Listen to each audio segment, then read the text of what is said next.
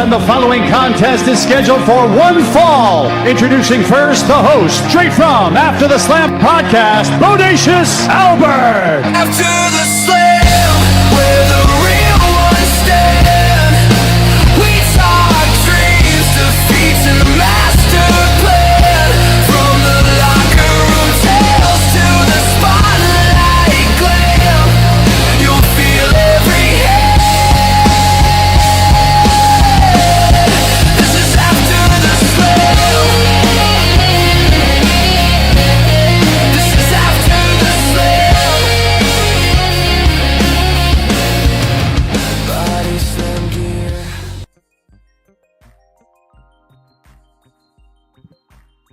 Welcome everyone to After the Slam episode 17, and today it's a nice day outside. It's 4 o'clock my Eastern time.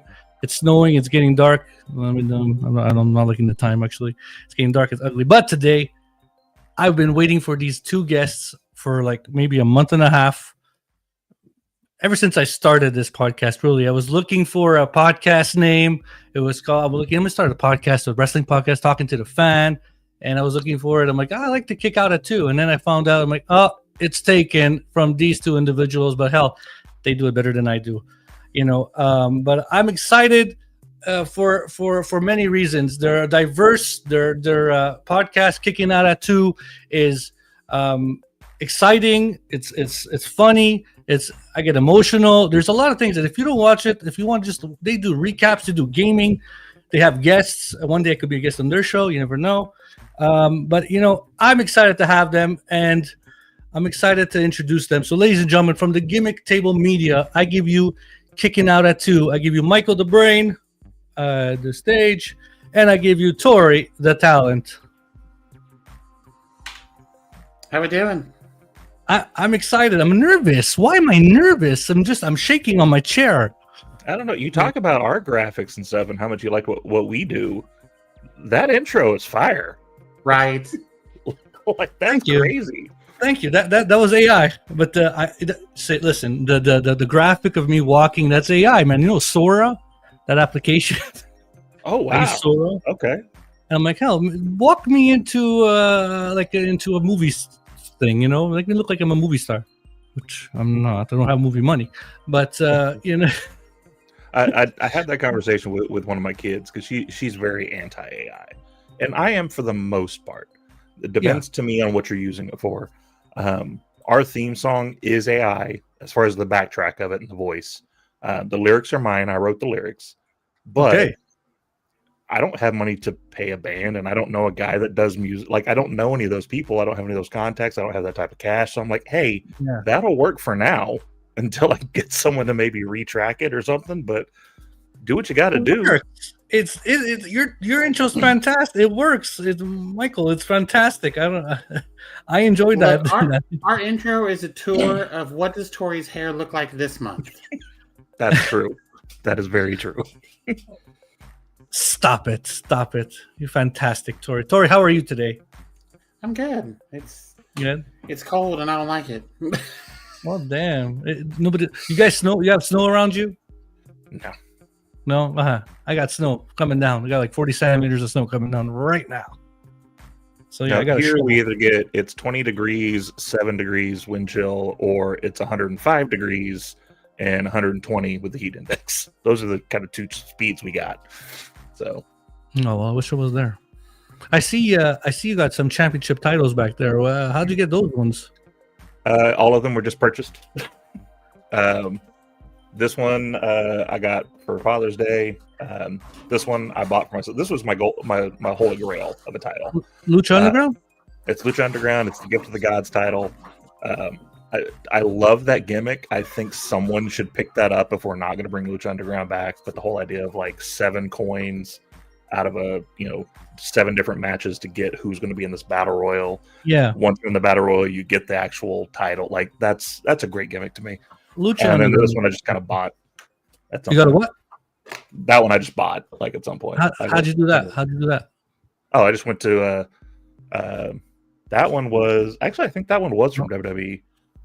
This one was there's an Indian fella on eBay, okay, which I I used to have his card here, and I guess I don't have it here in front of me. But he's got a great rating on there. He does championship belts, and so I got that one from him. Nice. And then Tori there, she's got one. Yeah, Tori, well, you were bringing something up. Oh, wow. The Raw Women's Championship. It was actually a gift from him, so.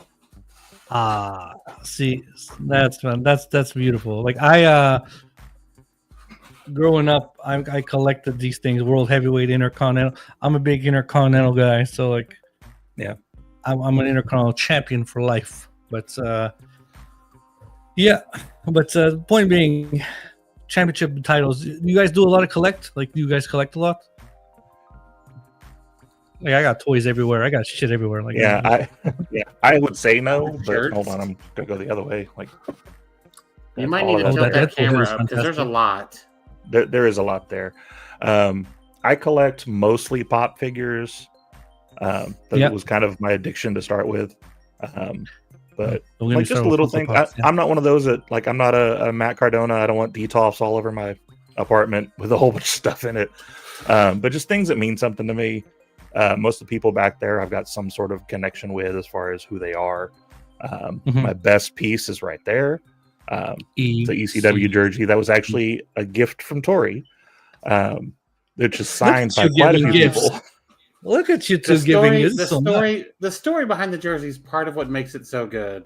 So, go ahead, Tori. Yeah, you could share the story. I would like to hear it. So, this was well before I came out 6 years ago. Michael and I worked together. God. 19 years ago. God. Wow. You guys know each other very well. Yeah. So 2007, now we figured out Unforgiven in Oklahoma City? Actually, no. I just looked this up the other day because the thing I was doing for you.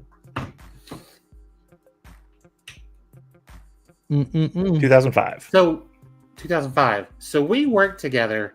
Sure. A whole situation had happened at my job. It was at a call center. I'm not going to mention the call center, but the jersey was given to me because they claimed they couldn't give it out because the back of it says one night stand. I'm like, are you bribing me with this? Is that what this is? So, I mean, I'm not stupid. I took it. I'm crazy. I'm not stupid. Right. So then Unforgiven was in Oklahoma City. The night before, they had an autograph signing at Toby Keith's I Love This Bar and Grill. And so him and I, our partners at the time, went. We got Shelton Benjamin, Carlito, Ric Flair, Jim Ross, The Big Show, Candice Michelle, Tori Wilson, and Victoria all signed it. And it was just hanging in my house, and I kept moving it, and it just kept hanging in the closet. And I'm like, here, do something with this. Yes, she knew I would put it, like I would actually put it somewhere. It's in a case. It looks like it's in a case. It looks like it's well hung. That's what you call it, hang a suit kind of thing. No, I'm kidding. But it's really nicely put, strategically put on the proper side of the angle. Yeah. Where you do your. All right. I like it. I thought you would, what? And let's rewind a bit. You said because they couldn't give it away because of One Night Stand, they didn't know it was the pay-per-view name. Well, no, it's not that. It's because they felt like it would cause an issue if they gave it to someone that was not a wrestling fan, that didn't know what that was. Okay. So you know, HR purposes, they kind of looked at it and said that might be a little sketchy for somebody. A little touchy. So yeah. They knew that Tori was a wrestling fan. They're like, here. Tori, what? Tell me the truth now. Were you like, I hope they don't give it away. Let me take it kind of thing? Oh, I hadn't seen it. No. Oh, I didn't know they had it. Yeah. Oh, okay. They just showed up and were like, I was a manager at the time. They didn't even tell me that it was something. Two wrestling fans, they don't tell the two wrestling fans there's a wrestling giveaway. Like, what's going on here? Like, I work for the city of my town, of Dorval, and I tell them if there's anything wrestling related in the city, I'm the first one to know. Like, you better, like, don't you dare. Like, I'm the one. And then I got a colleague that does like he does the wrestling shows. JF, he does the wrestling shows up in Dorval. Like he gets the wrestlers from all like out of the country and everyone to come to Montreal to do like the indie shows in Dorval for like fundraisers and stuff. Nice. And I'm the ref. Like I'm putting the ref shirt on and I'm tapping the mat. Like, you better put me involved, guy. You know, like don't play with this.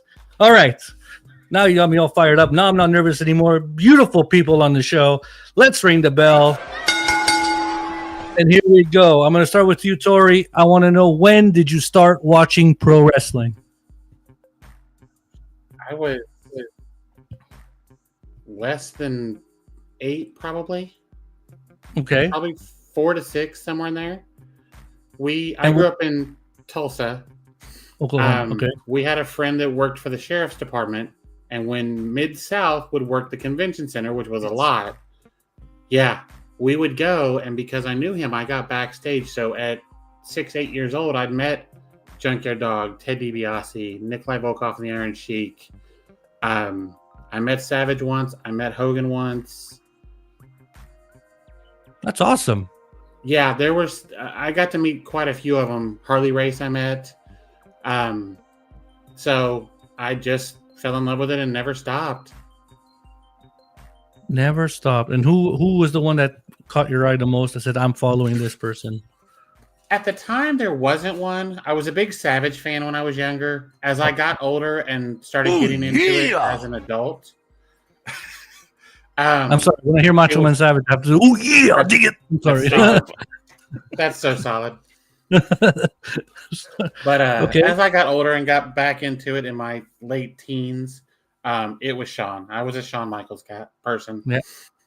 Shawn Michaels. Currently, it's an Adam Cole, but I was there. I was at All In when he came out, and everything I've seen, anytime they've talked about it, he's probably done. You know, I agree with you. Adam Cole was one of my favorites. Very resemblance to Shawn Michaels of today. Yeah, and very much so. When he came back the last time, and I saw his arms like this, I'm like, what the hell is this? Like, what's wrong with him? And then I don't read the dirt sheets. I don't do that stuff because I don't want to think that I know more than others. I'm not that guy. I watch the show. I enjoy it. I like it or I don't.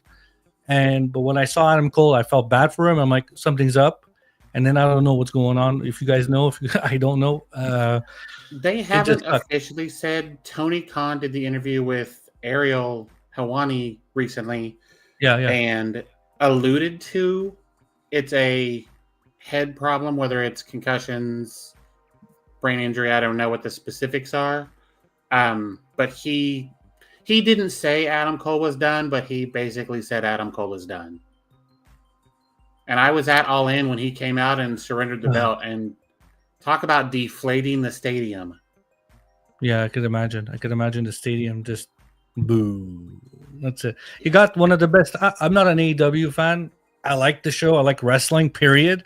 But Adam Cole was my guy. I followed him from Ring of Honor. I followed him in NXT. I wish he went up to WWE, but Vince is a prick.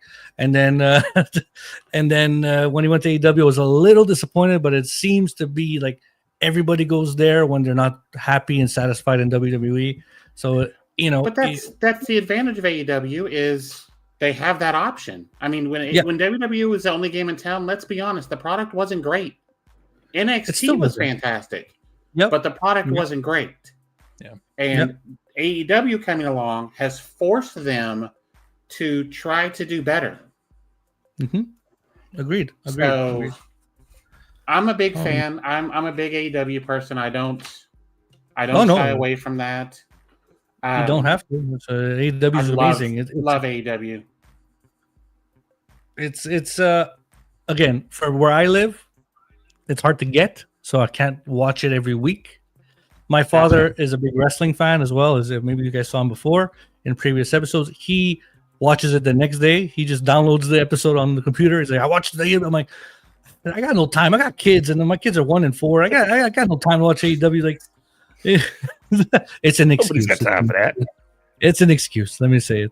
But all right, Tori. So you got Adam Cole as your favorite, Shawn, And then okay, so I appreciate that. And then you watched, and I'm a little jealous that you met all those superstars at the time. I was really young. I wish I had more memories of it and some of the autographs, and I'm sure there was some pictures. Well, I wish I still had those. we'll do like Animal Hawk. Well, you did you did good. Michael. You, Yes. when did you start watching pro wrestling, and who was your favorite then? The And now. earliest memory I have is sitting on my dad's lap watching WrestleMania 2. Me too. yeah, Wait a so- minute. Me too. Go ahead. Cool. Me- That's the Hulk earliest thing Hogan. I remember.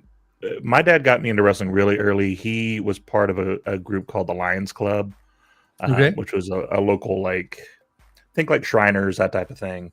Just a local community group of people. And some of the AWA, NWA wrestlers were part of that group. So he was in there with like Andre, with Junkyard Dog, and like he was in there with like, a lot of guys. And so he would tell me stories of like how big these guys were. My favorite story of him is he shook Andre's hand, and he, like, at the time I was like 5 when he told me the story. He said, "Put your hand in my hand." And so I did. And he was like, "That's how my hand felt." And like it was just like all just in the palm of his hand. He was like, "That man is just huge for no reason." But For no reason. but yeah, so it's been a long time. And I'm very much like Tori. Like, I never stopped. A lot of people have that story of like, I dipped here and stopped watching. No, it was pretty nonstop. That was always something I went through. That's awesome. I did the exact same thing. But before I continue what I was going to say, I want to ask you, who was your favorite then? Way back then, I've always been into the fun stuff. Like it's why I think me and her work so well together, is because she loves the AEW stuff. I love the goofy comedy crap that WWE comes up with sometimes. So my first guy I really geared towards was Hillbilly Jim. There was a videotape we got from it was Metro Video. It was right next to the post office, and it was a video called "The Biggest, the Biggest, the Baddest, the Smallest, the Tallest," or something like that. Would interchange those words somewhere, but it had a vignette of Hillbilly Jim, like in his shack in the woods, like training, and it was like doing bear hugs to tires. He was wrestling around with his hound dog. Like it was fun. And just, so I gravitated towards him. Okay. As I got a little older, Roddy Piper was more my guy, just because he was out there, he was crazy, and just wanted to scrap with anybody, and I resonated with that. Yeah. In my years now, I've actually found myself liking the women's wrestling more. Just the talent of it. Man down. Man There down. you go. The LJN too. That's crazy. That's a good condition.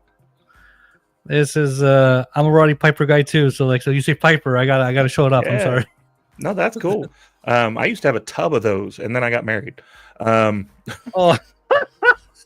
Okay. But no, so like, Shit. okay, I'll do this for you. Rose, watching Rosemary. That's what happened. There you go. I was one of the few that was still jazzed about the pay-per-view because AJ Lee was going to be there. Like, I'll watch that all day long. Yeah. As far as the guys go, I'm with her. Adam Cole was kind of my dude. Like he was just amazing. He was the next generation of what Sean was.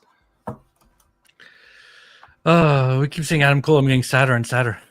That's fair. Adam Cole he would have been top guy. He would have been AEW champion now, I think, if he's just if he was healthy and stuff. But yeah, okay. So that's how we started. See, for me, it was the same thing as you, Michael. It was WrestleMania 2, and I wasn't born when WrestleMania 2 came out yet. Okay, I'm a youngster. I'm 36. Bear with me. But okay, Tori, I get it. But no, you're not. You're both young. You look like you're in your 30s. Come on, stop it. I got the grays. I got the grays. I haven't colored my hair in a while. I didn't notice. I was looking more like I was looking at Michael, inspiration right there. Yeah. All the great. But my father, Old man winner. What? What'd you say? Damn. Got to roast me on here too. Well, it is what it is, right? Tori the Talent. She's got talents for everything. Yeah. Yeah. My father was the recording. My house was full of VCR recorders. So the tapes going like play one thing, tape the next. Mm-hmm. So like I had like the library of just going, I'm gonna watch WrestleMania 2 today, put it on, sat on my dad's lap, King Kong Bundy, Hulk Hogan steel cage match. I was a big Bundy fan. Bundy and the One Man Gang both. I was huge fans at the time. You don't like Akeem? Come on now, Jesus! Akeem was my man. Okay, that was horrid. Come on, man. That did not age well either. It was good at the time. You could not do that crap today. No, a lot of the stuff that did not age well at all. A lot of the dashiki try to pretend he's a brother. No, that wouldn't work at all. No, it wouldn't. Mike, this damn camera. And anyways, we'll figure that out after. All right, so see, this one camera just keeps turning off on me all the time. I don't know why. Tori, I want to know. All of these, you've been watching wrestling for many, many years.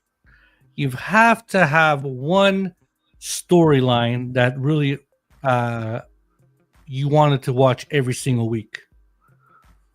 Which one was it? While I fix the camera, I'm going to listen to this. At the time, I have to say at the time, it was the Monday Night War, but DX and the NWO, because you wanted to see, because that was literally just a continual game of one-upsmanship. Mm-hmm. And it got better and better for a while. It eventually got to the point that we're like, stop it. But the NWO definitely got to, let's stop this. This is horrid. There's 94 people in this group. Let's quit. But at the time, the Monday Night War, so back when they were doing Raw or Nitro back to back, they would do 7 to 9 and then 9 to 11.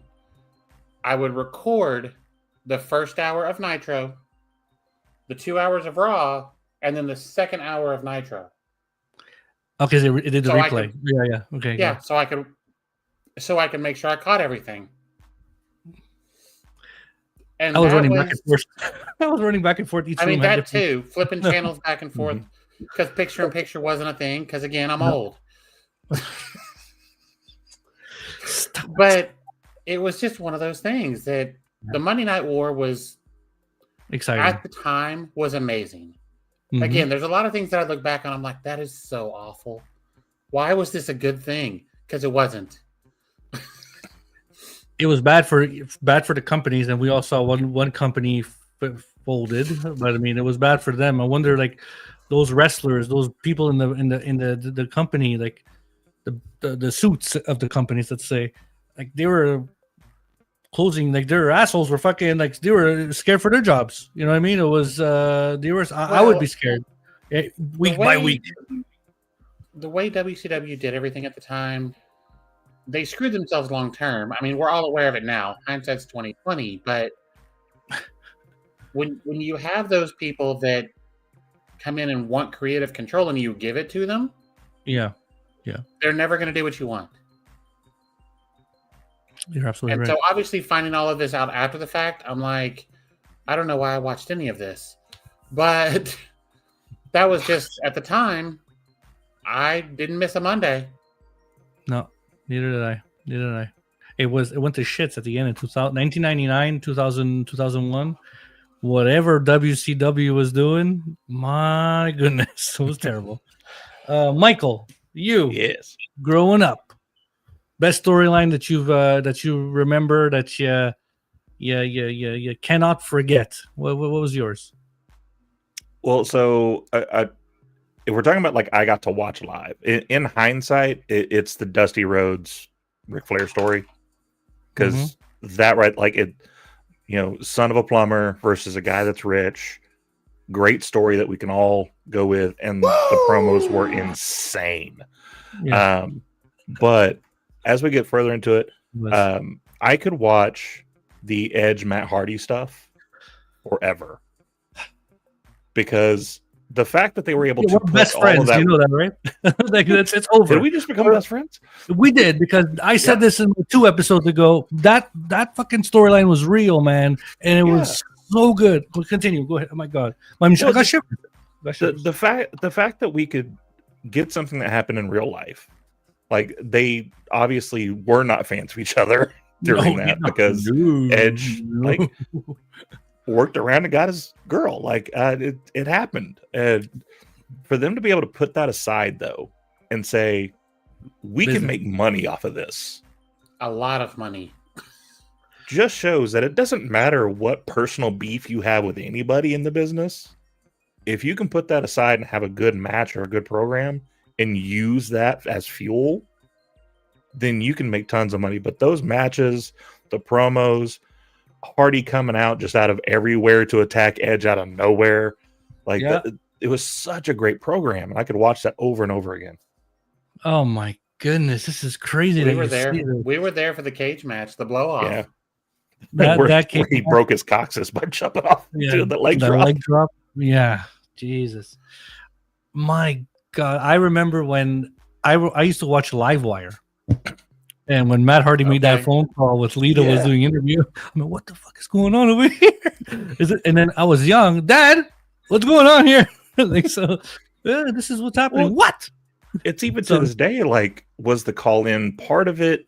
Was he just going off the cuff, and that's what started it? Like, we don't know to this day where the real life ends and the kayfabe begins. Yeah, because it was just that smooth of a transition into like, all right, well, now they're wrestling in a cage. I don't think either one of them will ever admit at what point they sat down and went, we can make a lot of money off of this. Mm. And it put both of them on the map, like in a big way. Well, we got one rated R superstar, just one. You know, I don't know about delete. I'm sorry, but you know, the fact that Matt Hardy is still wrestling, though, it elevated him. He'll never be like one of the bigger superstars that you think of when you're like world champ curriculum and all that. But it did elevate him out of that Marty Jannetty role, because he was very much the Marty in that tag team. My God, you went there. Okay, he's not wrong. Jesus, Marty Jannetty. Just for me, Marty Jannetty is Marty Jannetty. Okay, he's in his own category of his own. Right. I don't want to compare anybody to him. Jesus, well, we in a tag team, that situation, the situation of being a Jannetty is it's a thing. Yeah, if you look at any tag team, there's always that one. It's like one is destined for greatness, and one is destined to just flounder and eventually fail. I see what you mean. There's tag teams right now. Okay, let me. Who's the Jannetty? Let's play this game. Who's the Jannetty in the Street Profits? I knew this. Dawkins, I knew this one was the one you were going to go with. This one is one of the rare exceptions. Dawkins will be just fine. Montez Ford is the Shawn Michaels. But between the two, like if you want to look at like who's going to be the superstar, absolutely, it's Montez. Montez is the superstar. Dawkins will be like a Devon. Yes. He'll be like a D'Lo Brown. He'll be in that realm. Yeah. I see him that way. Yeah, please. He definitely will. He'll do plenty on his own. He'll never be a main eventer. He just won't be. And I don't say that as a knock on Dawkins. He's incredibly talented. Absolutely. Well, and like if you try to think of it, like what if the Marty stuff didn't happen that made Marty what he is today? Marty probably would have been an Intercontinental Champion and hung around for a while, and he would have been that mid card guy. He was for a minute. Here, hold this. And then coffee. Here, hold this. That's a good one. Look, WC titled it. There have been a number of title holders that they're like, we don't have anything else to do with this. Here, hold this for us till we come up with something better.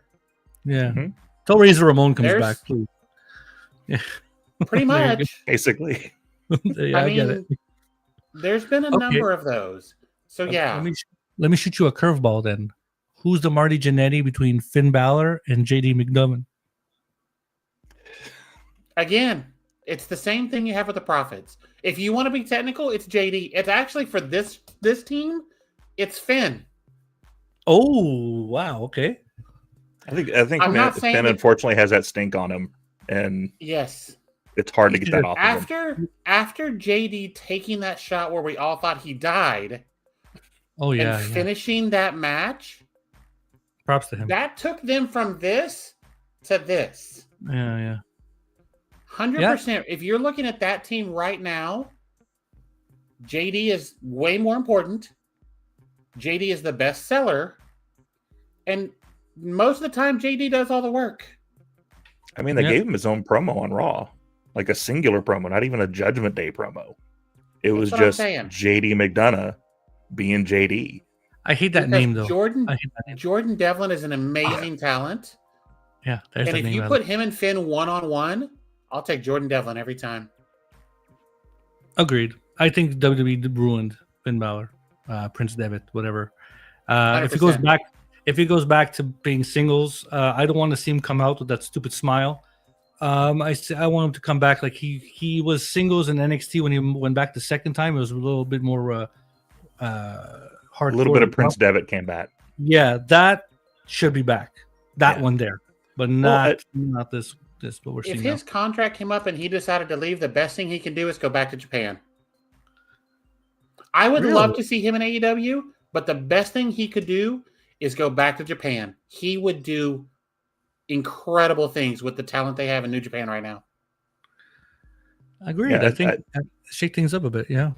I think the problem with Finn Balor, and we've talked about this sometimes with the transition from NXT to the main roster, is there are gimmicks that work really well in NXT because you Mhm. have this small community that's always there. It's always the same fans. They get to Yeah. see the build of it. The Demon, I don't think ever transitioned well because that's something that the general fan, which is what the people that are watching Raw and SmackDown, they just don't get. They don't understand, well, why on pay-per-views is he that guy, but every other time I see him, he's this other guy? Mhm. Why is he not wrestling any different? Why they're asking all these questions that poke holes in it. And so it doesn't transition well. It's like the Vaudevillains. They didn't get over well on the main roster because main roster fans didn't get it. They didn't understand the gimmick. Tony D'Angelo is going to have the same problem when he goes to the main roster if he goes. If they keep that if they keep that It's only like, gonna go mob so type far. thing. Listen, it's very The problem is he'll get stuck with the FBI. The same type of thing. They were never a main event group, and that's where he would be stuck if they keep that gimmick. I see it more of a Santino Morella. I see Same it going thing. towards that. Yeah. Yeah. See it going towards there. And that Um, that level of mid to low. But see, now I want to ask your opinion on this, both of you. You said Finn Balor, the American audience, or like you said, the community of NXT, and then you got the main roster. They didn't understand why he flipped into the Demon or like on the pay-per-views on the big events. But Right. isn't this similar to Bray Wyatt and the Fiend? No, But because you saw that whole thing on the main roster. Yeah, you saw the birth of it and how it worked on main Okay, so roster. you're talking about the transition from NXT to the main roster. It was Yeah. weird. Okay, I get that. Okay. Because he came back and he was Finn Balor and he had his first world title match and he won the world title and then he hurt his shoulder, unfortunately, came back. He was still That was just Finn Balor. And then all of a sudden they're like, oh, the Demon comes back Sunday. Who the hell's the Demon? Yeah. Right. Like, That Jimmy, dude from Jimmy, WCW that had something to do with Kiss? No, nobody wants that back. Okay. Oh, who wants that Kiss Demon back? WCW. That was good The stuff. I like that. WCW demon? That was so horrible. Him and Hey. Vampiro. I love those guys. Love Vampiro though. But yeah, Vampiro just is Canadian. I love Vampiro. Yeah. Agreed. Finn's All right. one of those that would do well to go do something else. Yeah. I know. I don't I'm say that tired as a of knock him. on Finn. No, but he's such an incredible talent. It's so good, and they're just Absolutely. wasting him away. Like I'd rather see him. I hope they're going towards him versus Dominic Mysterio one day. And I want to see his thighs. I want to see his knee pads. I don't want to see these damn pants that he's wearing anymore. And I want an old Finn Balor back. My bad. Okay, Mhm. anyway, I'm going somewhere else. It's a whole other podcast. It's a different show. man. That is But I a like- whole different show. I mean, You know, like- Finn just did used to show off his goods during that entrance. He did. Like He all was- the time. He got there just You know, lean popping back. that collar and doing the fucking, anyways.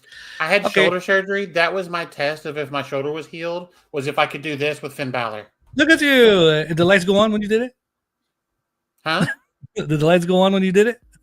Yeah. Not quite as well. No, Wasn't the I'm just- same. Okay. Question here for both of you once again. Underrated. There's a lot of superstars, wrestlers in AEW, New Japan. We got so many wrestling companies going on. But what do you say?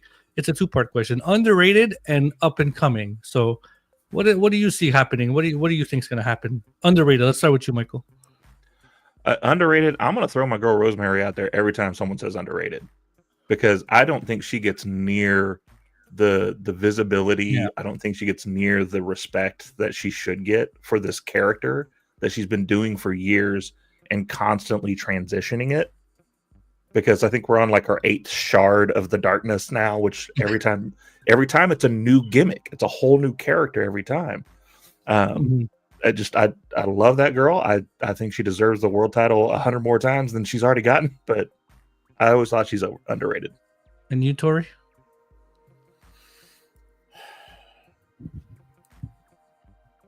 I'm trying to Go ahead. consider everybody. Honestly, right now, I think underrated is Harley Cameron. She's getting there. Wow. Harley Cameron from AEW.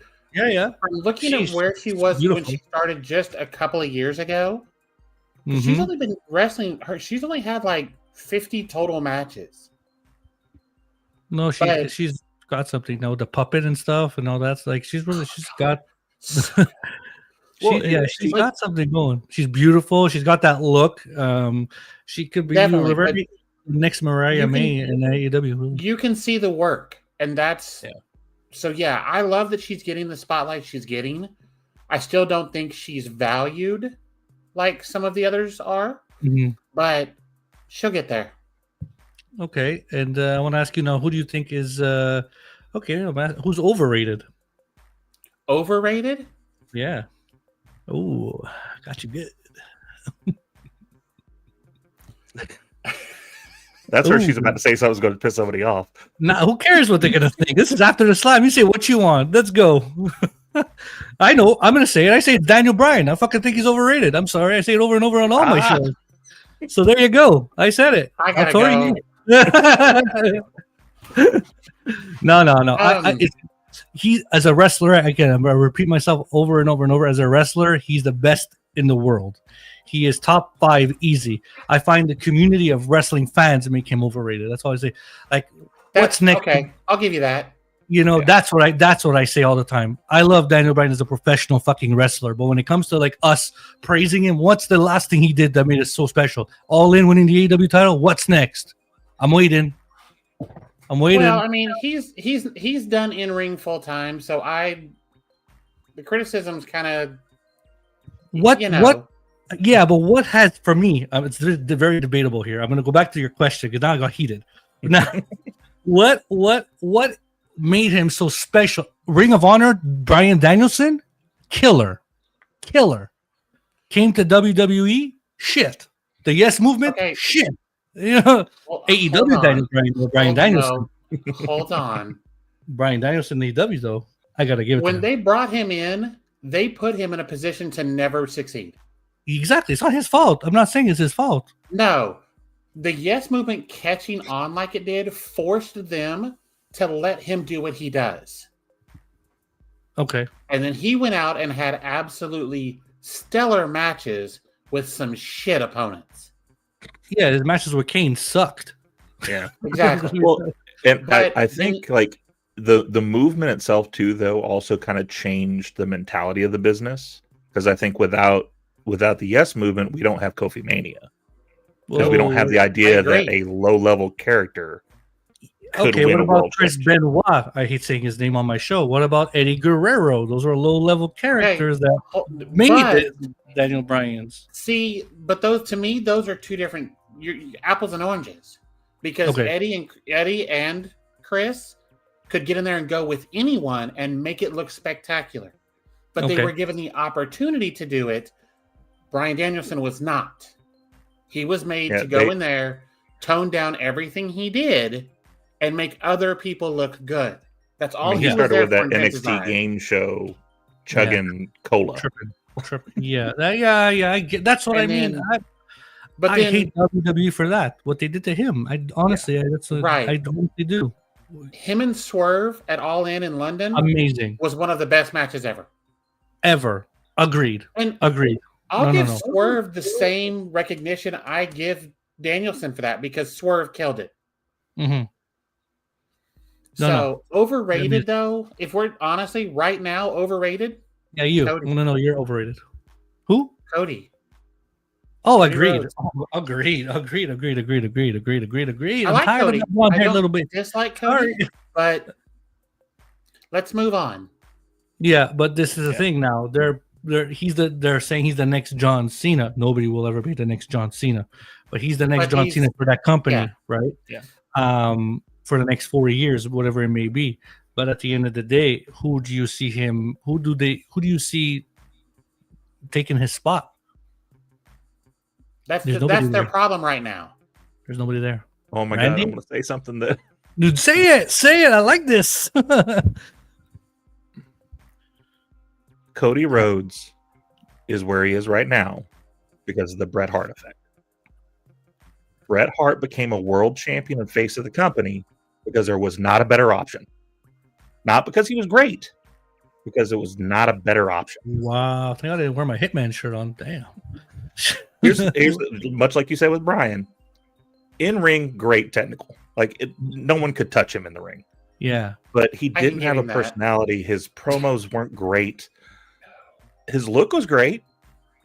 And he was amazing in the ring. But he didn't have the charisma. Like a Shawn Michaels? Until later. Like when he got to the Team Canada stuff and all that started to come out. Of course, then unfortunately things with Owen happened and he left the company and all of that. Then he was just a shell of himself. But for that short little time frame, he had it then. But when they had him, he was the face of the company, he wasn't ready yet. When you're talking about when he defeated Ric Flair-ish, Saskatchewan winning the world title for the first time, I mean, even just from the first time, yeah, I agree with you. They put it on Yoko for God's sake. I mean, Yoko can move. Yeah, they were trying to find somebody to fill that Hogan spot, and it's much like who's the next John Cena? No one's the next Hogan. I don't like Terry. Let's be clear about that. But Hulk Hogan, though, no one's beaten that. That's Hulk Hogan. Thing. I know. On this show, I was a Hulkamaniac. I was a Hulk Hogan, but that's all I mean. We were all Hulkamaniacs, or you were an Ultimate Warrior guy. It was that. But okay, Tori, let's just say. But I mean, the person. Most people, you're correct. Yes. Yeah. I'm talking about the gimmick. I'm not talking about the person. Yeah. So I don't know the person. So, and I don't want to know the person. The person's long gone now. But I mean, the gimmick of Hulkamania, that's what drew me in. The McDonald's looking muscle man guy, that would that's what drew me in. It was every parent's dream, and it's every kid's vitamins. Dream. It was a hero that was telling their kids to be good and do these things that was being pushed at the time. It was a kid's dream because you're looking at this superhero of a person who beat every evil that got in front of him.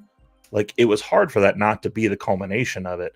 And, a lot of people talk about it was only because it was right place, right time. Well, no, because I love Dusty. Dusty's one of my favorite wrestlers. Dusty couldn't have been Hogan. No. Magnum TA, if he didn't have the accident, still couldn't have been Hogan. No. Hogan was just that guy. To be able to take that run with behind him, the machine behind him, and all that wrestling. What was it? Rock and wrestling and all that stuff that going into MTV. That's what brought Hogan to the next level, absolutely. Right? So at the end of the day, it wasn't really Hulk Hogan. It was Hulkamania, the commercial, that brought us all into. But you couldn't have done that with other people. At the time, there was nobody else that they could have done all of those things with that would have been successful the way they were with him. love him or hate him, we are where Yeah. we are because of the foundation he built. Exactly. I say that on every show. Thank you for saying that, Tori. It is what it is. We like him or not like him. We're here today talking to each other because of Hulk Hogan. So at the end of the day, that's what it is. It's similar. It's similar to all the generations. After Hogan, who do we have after Hogan? We had Austin, right? That was the next big name. The And Rock. Austin. Nah, I'm not going to put The Rock in that category. Austin was the guy. The Rock was the Rock, Triple H, Undertaker were the Macho Mans and the Hillbilly Jims and the B team. You know what I mean? Well, and that's another controversial thing is people talk so much about The Rock. The Rock got put in that place because Austin left. Exactly. Rock was the next big guy. They were like, all right, well, I guess he's the guy now. Yeah, and they were so he pushing did that and shoved it down our throats.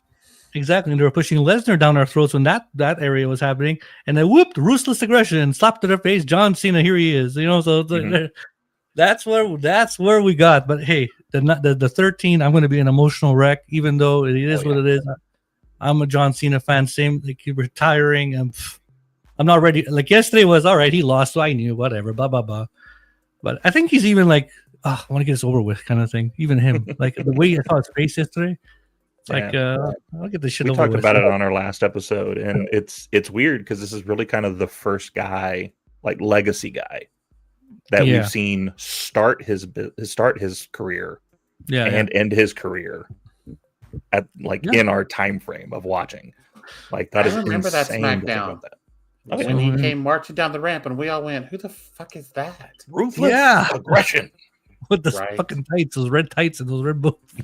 That flat top. The generic creator wrestler on SmackDown versus yes, generic guy. That's what it was, John Cena. But look what he did to us, the piece of shit. He made me emotional talking about him. Fucking guy. Well, and all from accident. Like the whole story of how he caught fire is crazy because he's about to be fired and he's on the back of a bus talking with like the crew back there, and they're all freestyling. He starts freestyling. Stephanie McMahon's a few seats in front of him going, "Hey, can you do that on TV?" Yeah. And that starts his career. It's always great things in pro wrestling, I think, and especially in WWE, happen when you make the guys in the back crack up. Same thing with DX. DX is doing that stupid shit. Shawn and Triple H were doing that stupid, funny shit backstage, cracking the guys up. And they did it on TV, and look at what Degeneration X happened. Same thing is everything happens when you crack the boys in the back. And who's doing that now? Roman barely could shake Cody Rhodes' hand. It's like, and that's a stupid fucking thing I just saw yesterday. I'm like, just shake the guy's hand. I hope Roman beats the living shit out of him. Like, take the belt back. It's a fun dichotomy, but like Jey Uso's kind of like that because Jey Uso hit fire because of stuff he was doing in the back that made the boys laugh. Yeah. The fans yeeting and everything, like he's been doing that for years back there, calling people oos. He's been doing that for years backstage and just brought it out on TV and we ate it up. We're getting tired of the in-ring stuff, but he still has an entire arena of people yeeting with him.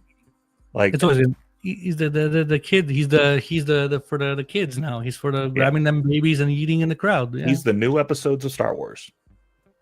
Oh my goodness! He's there for them, not for us. Yeah.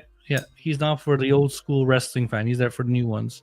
But I don't. I'm new trying to episodes of Star Wars. Yeah. That's a fucking that's gonna be a thumbnail, my friend. Just let you know. That's gonna be one of my. That's gonna be one of my shorts. This is a new episode of Star Wars. Yeet. Anyways, well, so overrated and underrated. Which ones did you pick again? Underrated is Harley Cameron, and overrated is Cody Rhodes. Right now is Cody. And you, Mike? My underrated was Rosemary. I don't think did I say an overrated yet? You didn't do an overrated. You didn't say an overrated, no. Okay. Moose. I don't get Moose. I don't understand it. I don't either.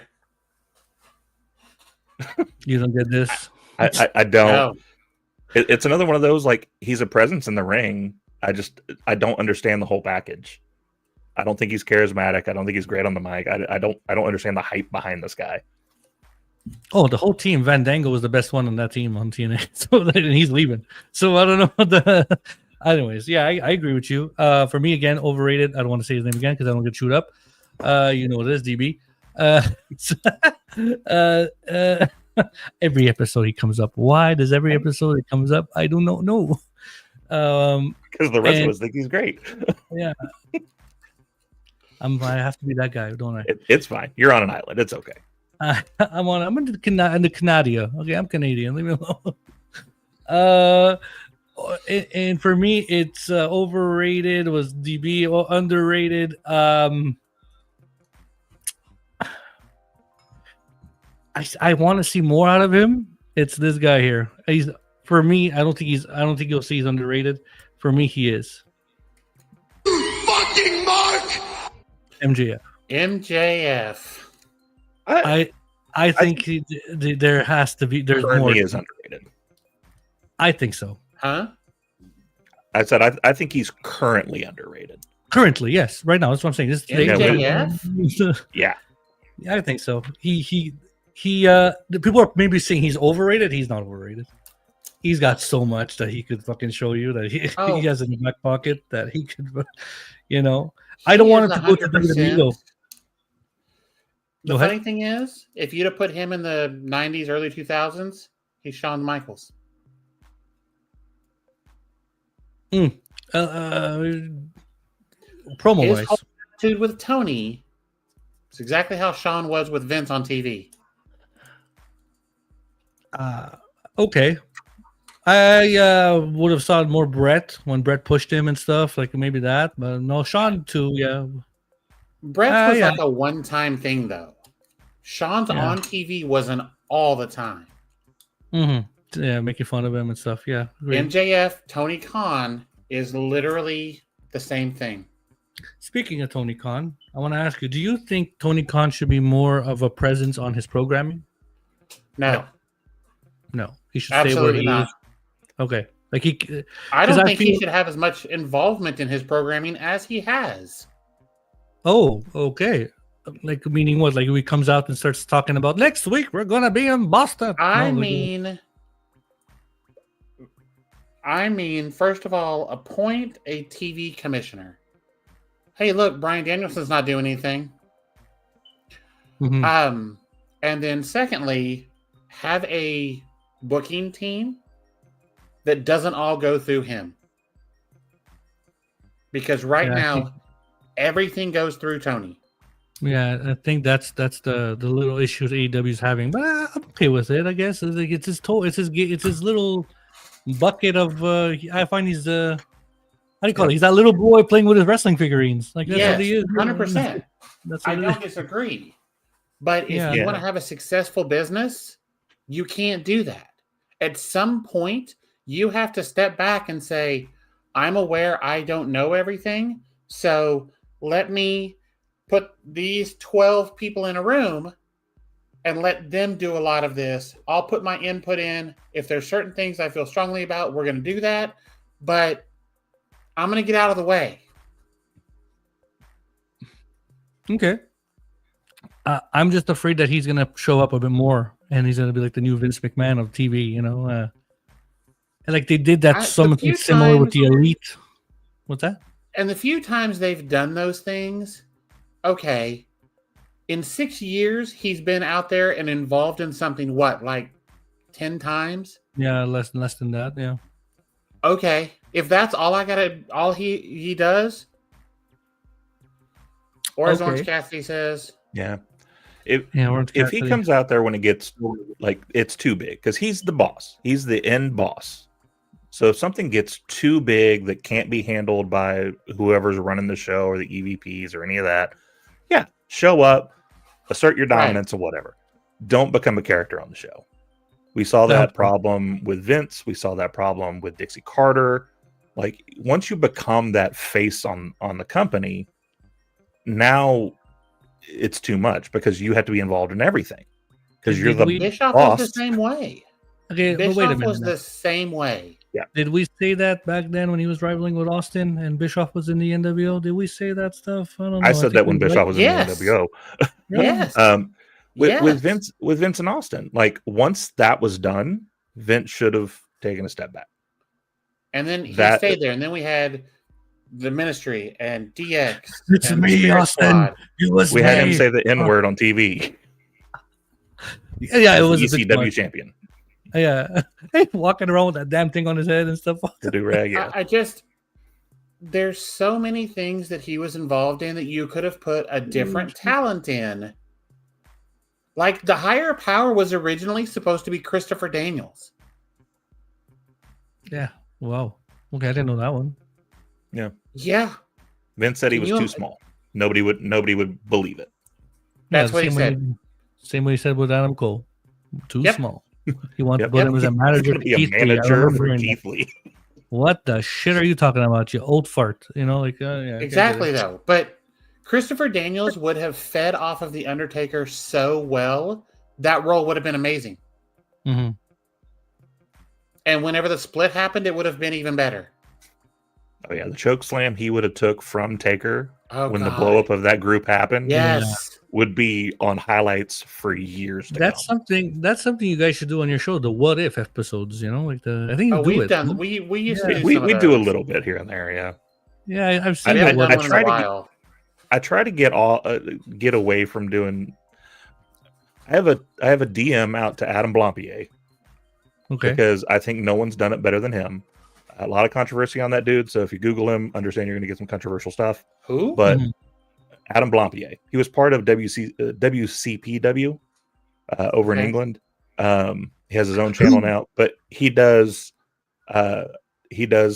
Adam books.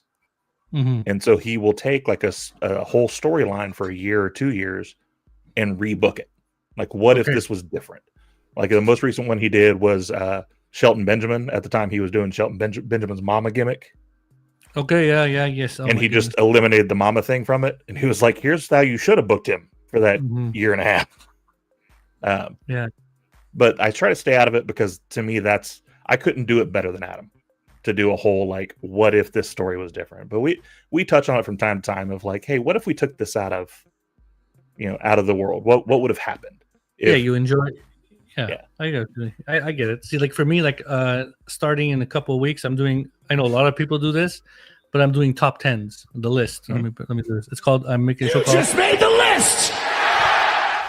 and it's gonna be a top 10 show of all my favorite top tens of whatever. It could be wrestlers, it could be belts, it could be storylines, it could be ring Nice. announcers, all that. I'm like, I need to shoot out more content, and I reached out to Gabe Sapolsky, if you know who that is. Yeah.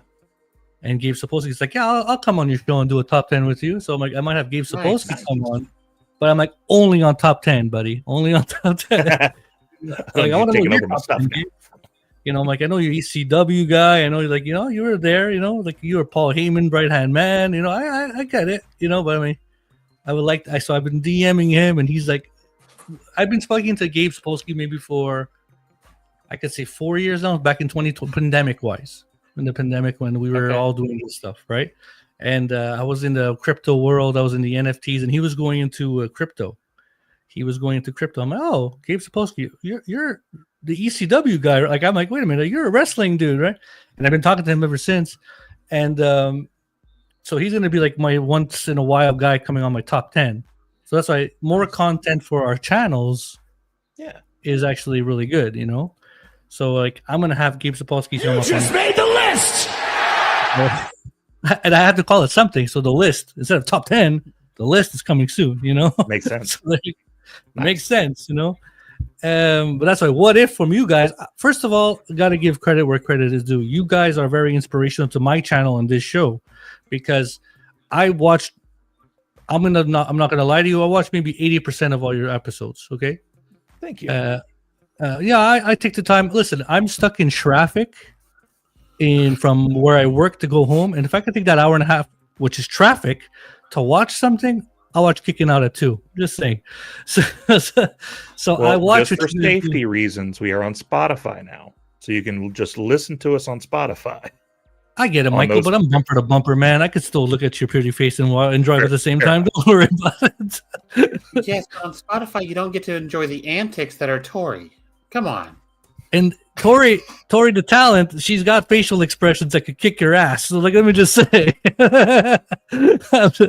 I'm sorry. I hope I didn't insult you there, Tori. I'm just saying you're very entertaining. So I'm just saying, I enjoy your show, and it's very, for me, inspirational. And I'm like, really, maybe I'm not going to be ever the type to say, oh, maybe they should do this or maybe they should do that, because you guys got it good. Like, you're doing a great job. And I know, Michael, you will be doing better on your own. Like, I don't have to say, oh, why don't you do this? Because I don't know what the fuck I'm doing. I'm just pressing record. I'm live, you know what I mean? So, like, I know that's what we're doing too. We wing it. No, but you're doing good. Your graphics are good. Your starting soon is very good. Like, I was like, well, how the fuck did you do that? Like, it's good. Was that me? What? He's the brains. That's why I just showed You're pointing the wrong way, though. Yeah. Not for me. I'm not. You're above that side of me. Oh, okay. You're on the left. You're on my. Anyways, doesn't matter. So basically, you're doing fantastic, and I like watching your shows. Your shorts are very good. They're intriguing. So pat on the back. Do not stop, because I'm enjoying it. Okay, you guys got a very good dynamic, and this is from After the Slam. This is from a one man wonder. You know what I mean? Well, so with the dynamics, the deal with it. Like I say it all the time. I could not do this without her. I tried to do it a couple of times. Those were not great episodes. She couldn't do it just because she doesn't know how it works. But I need her to bounce off of. I'm the statistics guy. I'm the guy that will just give you the dry run of everything. I tried to do 2 episodes without her.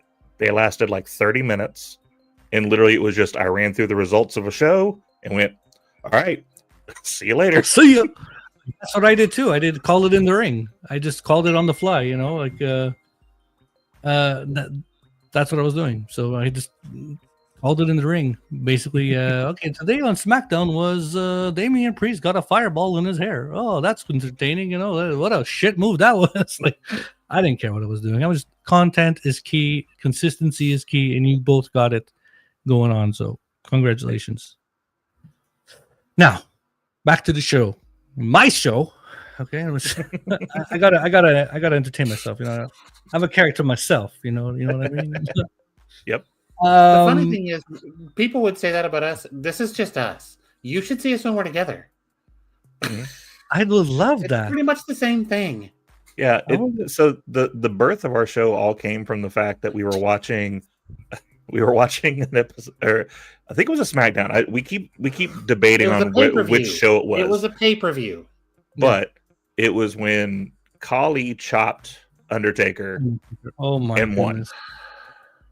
And Tori went on this like 30-minute rant. And I had been saying for years after that rant of, we need to just sit down and record this stuff, because I think people would love to just hear us talking about crap. At the time, we're like, we need our own like radio show, because podcasting was just becoming a thing. It was Colt Cabana. That was about it. It was Colt Cabana. You're right. Yeah. And then CM Punk. Yep. Anyway, that's enough of that conversation. Right. But so no, like I finally, like one day I was like, all right, so I made the Twitter, I made the graphics, I learned how to use OBS. And then I called her up and I'm like, all right, let's do it. Like, first episode's next week. Let's do this. Okay. I started by doing the same thing like you. Like, my wife was talking about, I want to start a podcast. So I'm like, fuck it, start it. I got this stuff. I got the equipment, because I'm in audio engineering. I'm on audio video. I'm a visual guy, but like go on the computer and doing this stuff is hard for me. Like, I'm too lazy to do it. So I find AI to help me out and stuff like that. But anyways, like, point being, it's like, I told my wife, start the podcast. And then while she's like, I don't know, I'm going to talk about. I'm like, talk about married life and how sucky I am, or do this. People will listen. You shoot the content, they will come. Like, it's might not be the first. Build dreams. Yep. If you build it, they will come. Exactly. Right. So it might not happen the first day. Wait, that's a different show. It might happen the second day, but they will come. Look at my YouTube channel. I woke up one morning and I got 2,000 subscribers. I'm like, what the hell did that happen? And it was from one video. God bless Brandy Rhodes and Jade Cargill in AEW. But hey, that was the video. I mean, God bless them anyway. Who the hell said it was open mic night, bitch? That was the video. Yeah. And then boom, I got trending, and it's not even my content. So point being, it was something I talked about. That I said AEW. This was fun. I liked that episode, and I came up. Anyways, point being, you guys got something going on, and there's a lot of podcasts of wrestling out there. But again, I started one saying I want to get to know the people. There's podcasts that talk about wrestling recaps, and I like yours because you got that video game stuff going on. You got your interviews as well. I like that. Some people just talk about, today we're talking about Survivor Series and the War Games match was shit. Okay, well, Braun Breaker did the spear. What else? Yeah. What else is good? That's all he can do. CM Punk did the go to sleep to Logan Paul, and it looked like shit. Okay, what else? Brock Lesnar came in and did 75 German suplexes. Okay, what else? I don't want to know the recap. I saw the damn show. I don't want to listen to your shit. I want to listen to what you guys are talking about, the things that you're talking about all the time, and that's what I like. Well, I got 3 questions left because we're already an hour and something on questions. I know I don't want to take all your time, guys. So 3 more questions, and then we're out of here. Spotify, got to do some editing. You got me working over here. So, yeah. I want to know. Survivor Series was last night. We have our ups and downs about it. Okay. Now, you got to build. I want to do this. This is going to be fun. It's going to be Michael the Brains versus Tori the Talent's team. You can't pick each other. You can't pick the same people. Okay, you gotta pick now. You got Tori on one corner, and you got Michael on the other. Now, do you want to be competitors or do you want to be managers of the Survivor Series match? Oh, I'm managing. Okay, so you're managers. Okay, so you got to pick 5. Pussy. Damn right. I would tear myself worse than Kevin Nash trying to get in the ring. There's no way. And Bubba Ray Dudley got that spit in his face that he had to wipe off, jail. Mm-hmm. Okay, so here we go. Michael, pick the 5 people of your Survivor Series team that's going to go up against Tori, and then Tori, you're right after. Are we doing current, all-time, just WWE? Whatever you want. Oh, okay, man. WWE, okay. AEW, 80s, 90s, 70s, 60s, 45s, whatever you want to do. Okay. 5 people. Doing 4 or 5? 5, okay. 5. I'm going to go with Bam Bam. Boss Man. Big Boss Man. I'm going to pick the winner of the Survivor Series match. Got to have Sting in there. Sting, which one? Crow or Surfer? Crow. Turned Crow. Okay. Silent Sting. Got to have Hillbilly in there. That was my starter. I'm gonna leave you the one because I know who you want in there. We lost Tori. Her camera's probably flipping out. See, these cameras turn off. I don't know why they do that. So Boss Man, Bam Bam Bigelow, Sting, Hillbilly Jim. Yeah. You know what? Jesse Ventura. Jesse Ventura. Okay. All right, Tori. We're gonna wait till you get back on the screen here. Not sure. Technical difficulties, ladies and gentlemen, here on After the Slam. We have 30 people watching the show. Thank you. If you have any comments, shoot the comments. Let me shoot the comments while we wait here for Tori. We got people shooting comments, and I didn't even look at it. The Unseen Bling Queen. Let's go. She writes, "Hey, After the Slam and kicking out of 2. Unseen Bling Queen. Final boss, baby. That was a good episode. Thank you for being on my show. I appreciated you on all your questions. And I rewatched it, and there's some singing talents in the show, so I'm going to bring that up. She is multifaceted. Hey, I'm going to have to leave and come back for this. I don't know what's going on. I'll be right back. All right, no worries. And then we got the Wrestling Diva podcast saying, "What's up, y'all?" Lady Alpha, thank you for being here. WWE is improving, but it's a slow progression. Yes, I see that happening. What else? Steve Blackson was posted 3. Okay. I might have said the name wrong, but it is what it is. My pronunciation is Canadian. Okay, they're laughing. We must have said something funny. Happens sometimes. How old? You're not too old, Tori. Tori is fantastic. Your boss level, and we got. I want. Demon. What is that? Demonito. It's the Finn Balor demon puppet that he's using in AAA. There you go. Welcome back, Tori. Oh, Demonito. that? Yeah, that's the thing. Where we are. Okay, back to you, Tori. Now we're gonna go. See that he just made his. You just made the list. I love that. I hope he comes back. That's so Please, good. God. I hope he comes Oh back. God, no! He needs to just retire. I know they're talking about a retirement angle for him, but stop. You didn't do it right with Cena. You're not going to do it right with Jericho. Stop it. Gunther beats Cena. Gunther beats Jericho. Gunther beats everybody. All right, Tori. Okay. Sad thing is, that's probably as far as that creative meeting went. Yeah. Probably. Gunther retires everybody. Gunther gets Goldberg, Cena. Taker's going to come out of retirement to go back on retirement. Okay, 5 people. Let's go. Were you going to take my Adam Cole? Is that what you were going to do to me? Is that the one you said? No, I was going to take Sean, but I decided I would leave that one because Sean's your dude.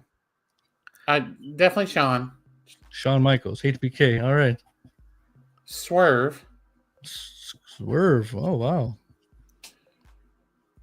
Kevin Nash when the NWO first formed. So early 90s Kevin Nash.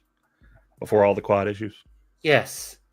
So the one that the knifing Eric Bischoff off the stage. The one that treated Rey Mysterio like a lawn dart. Still one of my favorite moments ever. So good. So good. 2 more.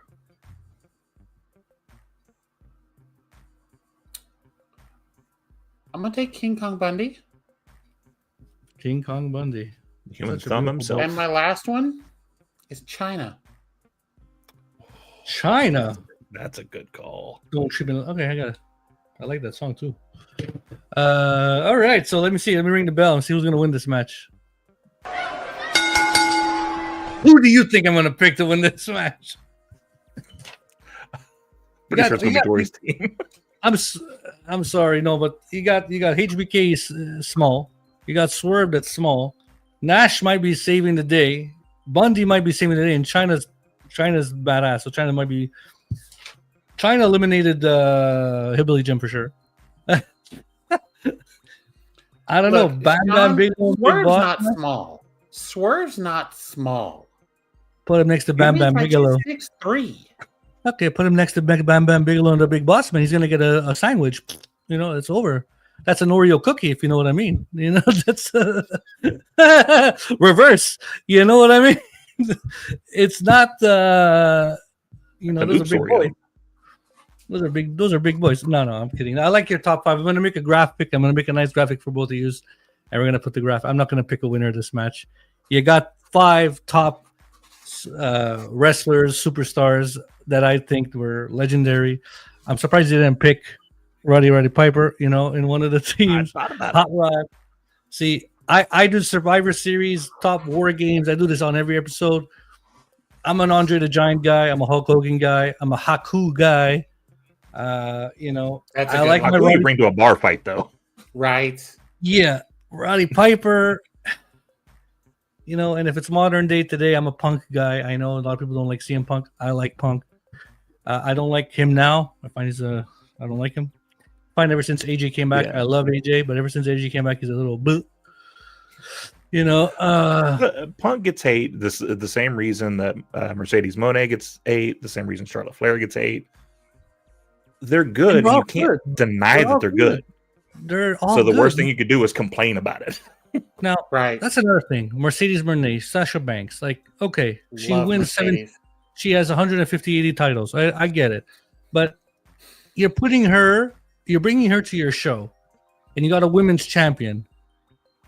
Who the hell you're gonna make Mercedes lose to your women's champion? No, it's like Here's the thing: whenever they start her losing titles, I'm telling you, first of all, the Twitter crash out as part of this will be amazing.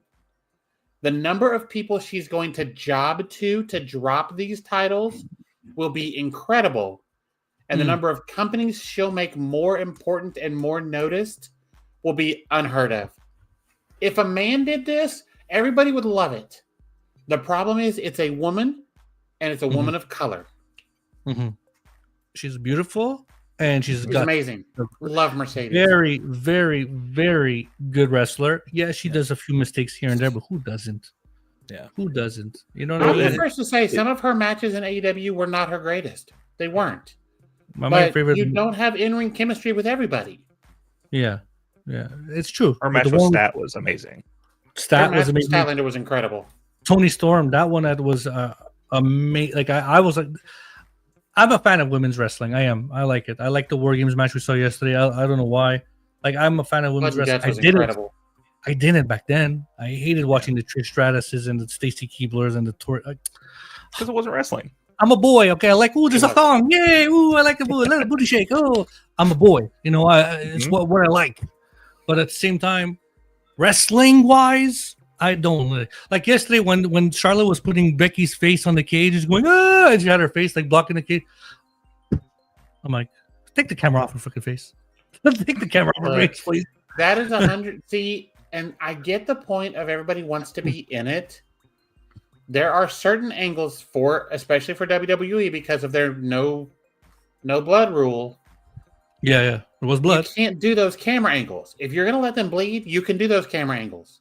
If you're not, you can't. Yeah. Blood and Guts was incredible. Those women absolutely killed it.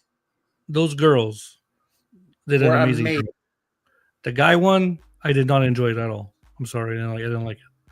It was the guy one was, but the girl one of Blood and Guts, I pressed rewind, and the ending, storytelling 101. Oh, God. My opinion, as a wrestling fan, you're right. It was the mental torture of that happening. Yes. That was amazing. There were so many various storylines, especially in the women's Blood and Guts, that were so intertwined. That whole match was just perfect. It was done perfectly. And Tony ate that mirror. She ate that mirror. Yeah, she did. She did. But Tony Storm is, I think, if I have to pick Tony Storm or Becky Lynch today, Tony Storm is my pick. And I'm not an AEW person. I just watch whatever I see on my phone, or I don't watch the show, and I'm not judging it. I don't judge it. It's not, I have no right to. Okay. It's the fact of what I see, and then I watch the clips on YouTube. Tony Storm is the best women's wrestler. What ESPN or whatever fucking vote they did recently, you fucked up on Tony Storm. Let me just say, because she's got, and I'd leave her in AEW. Like I want her there. Don't go back to WWE. 100 screw her up. Look at the fucking Mariah May Cacahuel. She should have just stayed in AEW. Why did you go back? Why did you go to NXT? Because it's my dream job. I get it. Who doesn't want to work in WWE? I'm not gonna hate on Mariah for doing that. If that's where you wanted to get to, I get it. 100% get it. But she's never going to be Rhea Ripley. Oh wow, Rhea Ripley is she's my queen. Just saying. I don't know about that. but what she wore yesterday, my God. Mariah's never gonna get to that level. She's not. And I don't say that as a shot at Mariah. It's because of how they do things. Mariah will never get there. Let me phrase that. I don't see it getting there in the same way, just because I don't think they'll book her the same way once she gets to Raw or SmackDown. No, I don't. I totally agree. I totally agree. It's not going to be it won't be the same. It won't be the same. I like what's going on. Tony Storm is top. Women's wrestling is very good right now. I'm enjoying it. Mercedes Moné is doing great. Whoever disses her, you don't know what wrestling is. There's a lot of good things, and I'm not a Death Rider, Death Storm, whatever that team is. I don't know what the Dean Ambrose team is. Death Riders. I call him Dean Ambrose. I don't call him John Moxley. I know because I know him from Dean Ambrose. I don't like that team. I like Claudio. Claudio's my guy. I like what's his name? They just put a world title on Claudio. He did. He won the CMLL title. Pac, what the fuck? He looks like Braun Strowman in miniature size for me. So like, it's like he looks like a mini Braun Strowman. He looks like the That's fair. like Braun Strowman is hat. Hold on, I gotta do this. Hold on. Braun Strowman is Hasbro and Pac is fucking the fucking this guy. That's what I think is what Pac is. Okay, so that's funny. I like Neville. I didn't like Neville when he came to the main roster. I like Neville when he was Adrian Neville in NXT. Again, another one that shouldn't have left in NXT. Yeah, that was a botch. Like Vince wanted him to be Mighty Mouse, so. Wow, I would have wanted to see him and what's his name, fucking Finn Balor together, like as a team. That would have been cool. Those abs and fuck, those in their little white black underwear and shit. That's good team. I'm just saying. Their name's just abs. Just abs. 8-pack. Tony Nese is their manager. There you go. There you go. Okay, so we're winding down. I want to know your Mount Rushmore, each of you, your top 4 Mount Rushmore you can put on the pedestal that you'll never, ever, ever change, or it could change the next day. I know, Tori, it's a hard question. I know Brian Danielson's on there, and Adam Cole. It's so subjective. And Shawn Michaels. And no, it's not. You can pick anyone you want. Go ahead. You start, Tori. Shawn, Adam Cole. For sure. Baby. Danielson. I said them all. Tony Storm. Fuck, that's a top 4, and I agree with you 110%. That is very good. Very good. And those are like you threw out all to the me, those 4 can literally do anything with anyone, and it's going to look amazing. Man, the more we see Adam Cole, the more I get sad. Like it's I know, fuck, man. Like, when they actually make that announcement, that's gonna suck. That's gonna hit hard. I hope he comes back. Like they're gonna like he's top the world. We're not doing this right now. I'm not trying to do this right now. No, I don't want to do this either. Like it's fucking Adam Cole, baby. All right, Michael, you got Mount Rushmore, any era, any guy. Like she said, it's a very subjective thing. I always look at Mount Rushmores of either you have to have like a certain topic of what the 4 is about. Like, was it money? Was it your favorite card? As far as just my favorite. Okay, no, we can go with that. Hogan's got to be on there. Like I hate to say that, but like I was a Hogan kid. Like he was my guy. Even when he turned heel, like the point he turned heel, I'm like, finally something different. Like, awesome, let's do this. Change your finisher. That mic up still there. No. Gotta have Stone Cold. Anybody who says they didn't watch Stone Cold thinking that they could do that to their own boss is lying. Shawn's got to be on there as well. Shawn could wrestle a broomstick and make it work. And I got currently in there. Currently Swerve. Swerve is wow. That's killing it right now. Swerve. No pun intended. He came back jacked and looks amazing, and I can't wait to see what they do with him. Who right now do you think is the top 5 in AEW? Oh God. And I'm not picking Samoa Joe because I'm tired of him, and I'm tired of Hangman Joe. I love Joe. I love Joe, and I want to see what they do with this. But if I'm picking top 5, it's Mox, Hangman, Swerve, Tony Storm, and Mercedes. Right now, that's your top 5 for AEW. Like right now, okay. I could do a top 20, and they would all name the whole roster 1 through 5, A through C, A through E. 2A through we've talked about it. They are literally next man up there in every position. Yeah. The main thing we talked about is like everybody's talking about QB1 with Cody Rhodes. There's not really a QB1 in AEW. There's a group of people of anybody can be slotted in that head position. Yeah. There's your starting 12. I mean that what about the pillars? So we don't many pick people. The pillars. I remember seeing something about the pillars with Darby Allin, MJF. I think it was Sammy Guevara. Darby, Sammy, MJF, and Jack Perry. Jack Perry, yeah. Other than Darby, they've kind of dropped the ball with the other 3. Now, Sammy got hurt. Jack Perry was out. MJF has been doing his own thing, so I'm not going to put that on them. But right now, Darby's the only one still doing anything. Sammy is very much a second-tier talent at this point. Yeah. No, agreed. I was a Sammy Guevara when he first came with the Inner Circle when AEW started. So good. That stuff was so good. I love the Inner Circle. I was watching. Actually, I don't know why it was. Because I changed from Videotron to Bell. That's why I changed it. I changed the what do you call that?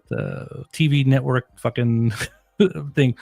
Cheaper is cheaper, man. I want to pay $100. Right. I am mad at you. Right.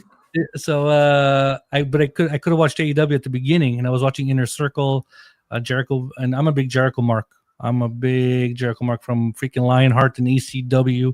I was watching tapes of Jericho and fucking teaming with Lance Storm in the Stampede Wrestling. So I'm a Jericho guy, and I will always be a Jericho guy. I still love him. He retweets my shit all the time. He fucking likes my stuff on Instagram.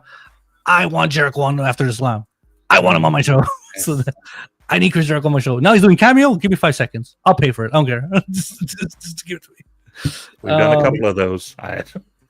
Speaking of, on a different note, Michael, Nyla is doing cameo. Oh, I know. I saw it this morning. Okay. Nyla is the one who showed her booty the other day on the Twitter. Is that? She does that almost every day. That's Nyla. We call Nyla the queen of Twitter. She's amazing. Nyla Rose, she's incredible. She's a good wrestler. Incredible. Another one of those underrated. Like she needs. Yes. They need to give her more of a platform. I'd rather see her versus Nia Jax any day. No, I'm just. I don't think Nia would appreciate how much Nyla talks in the ring. Because Nyla talks a lot of shit in the ring. Like during matches. And it's so good. Nia Jax needs a beating. That's what she needs. I'm just saying. What she was wearing yesterday, what the fuck? But I mean, I didn't like what she was wearing.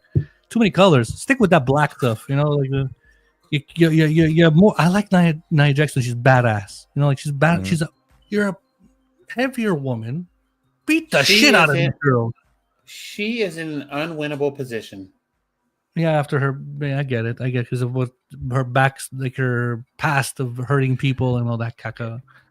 I get it, but she's badass and she's good. She's beautiful. Yes, I agree. Give her a chance, man. Give her a chance. You put the strap on her and you make that stupid Barbie beat her. I fucking hated that storyline. I'm sorry to say.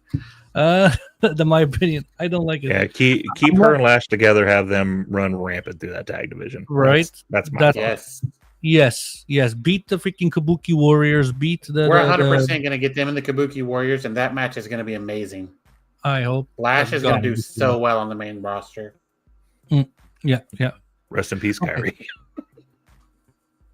Poor thing. Did you see the way she came out yesterday? Like, Kyrie saying that she had a smile from ear to ear. I get it. It's like you're looking at all these people. I'd smile too. You're coming out with your, but I mean, you're going into War Games, girl. Look a little bit more serious. Like that smile. Come on. Like everybody was so serious. It's her character. Smiled all the way to the ring and then threw Sky Blue into a steel post. So I'm not going to judge her on the smile. I don't know. If I'm going to War Games, I'm pumped. Like I'm going there to rip your head off your shoulders. You know what I mean? Like it's War Games. And I'm not going to say like Rigo does it. War Games. Anyways. Okay. Final question of the evening. Again, thank you very much. Before we go to the final question, team of Kicking Out of Two of Michael the Brain and Tori the Talent. Who wants to share your socials? Who wants to share where we could reach you on the social medias, where to follow you? I'm going to put it in the link below. I have all your links already written down and everything, but I'm going to put in the link below after the show on the YouTubes and on the Facebooks and on the Twitters. You know what I mean? But I'd like you to share the show, tell our audience where we could reach you. Tori, I'll let you start because you have one. Right. My Twitter is Tori Henson 76. Michael does everything else. I just show up. I am at Horror Wrestling, and I have to be very specific about that. HORROR Wrestling. Horror Wrestling. If you type in the other thing it sounds like, you'll get a whole other different Twitter. We are Kicking At It to PC on Twitter. kicking out at 2 everywhere else. Yeah, come hang out. We're on Twitter, Twitch, YouTube, Instagram, Blue Sky. And do you guys have a weekly show? Like, do you guys, or you just go out off the ball? Like, No, we do weekly shows every Tuesday, every Thursday. It's between 8 a.m. or 9 p.m. Central Standard Time. 8 p.m. or 9 p.m.